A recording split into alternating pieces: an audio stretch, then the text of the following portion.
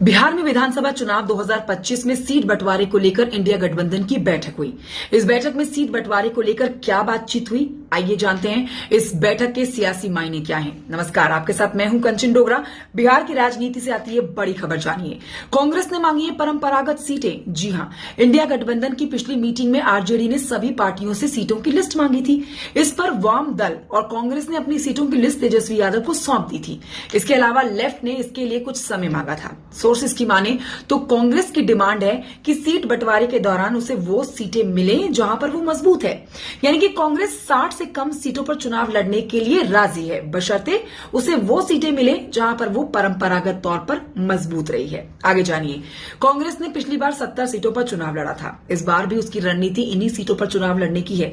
इसके अलावा उसका तर्क है कि पिछली बार उसने अपनी परंपरागत सीटें वाम दलों को दी थी, इसीलिए कांग्रेस ने कहा है कि वो अपनी परंपरागत सीटें वापस चाहती है। ऐसे में इस बार वाम दलों को अपनी सीट बदलनी पड़ सकती है। ये बहुत बड़ा अपडेट है बिहार राजनीति से आता हुआ।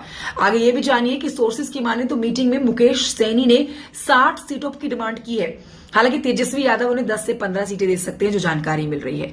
वाम दलों ने 40 सीटों की डिमांड की है। इसके अलावा पशुपति पारस भी हैं, जो कि सम्मानजनक सीटें मांग रहे हैं। ऐसे में अब कांग्रेस और आरजेडी इस बार पिछली बार की तुलना में कम सीटों पर चुनाव लड़ सकते हैं। जी हां, कांग्रेस और आरजेडी कम सीटों पर चुनाव लड़ेंगे।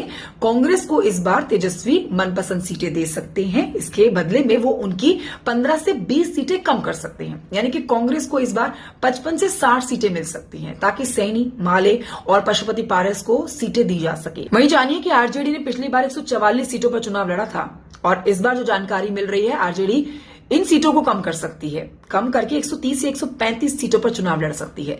देखिए, माले का 40 सीटों की डिमांड करना सीपीआई और सीपीआईएम को ज्यादा रास नहीं आ रहा है, लेकिन माले का अपना जनाधार है और वो इस बात को जानते हैं। तो इस बार कुल मिला के आप कह सकते हैं कि सबको सम्मानजनक सीटें दी जा सकती हैं। वो इसलिए क्योंकि इस बार एनडीए को मात देनी है, जिसके लिए हर एक पार्टी ने महागठबंधन में एड़ी चोटी का जोर लगाया है और अपना दमखम लगा दिया है। तो इसलिए आप कह सकते हैं कि महागठबंधन ने जिस तरह से सीट बंटवारे को लेकर बैठकें शुरू हो चुकी हैं, उम्मीद की जा रही है कि सब कुछ सही रहेगा और सबको सम्मानजनक सीटें मिलेंगी। बहरहाल, आपने जाना कि बिहार में विधानसभा चुनाव 2025 में सीट बंटवारे को लेकर इंडिया गठबंधन की पहली अहम बैठक हो चुकी है।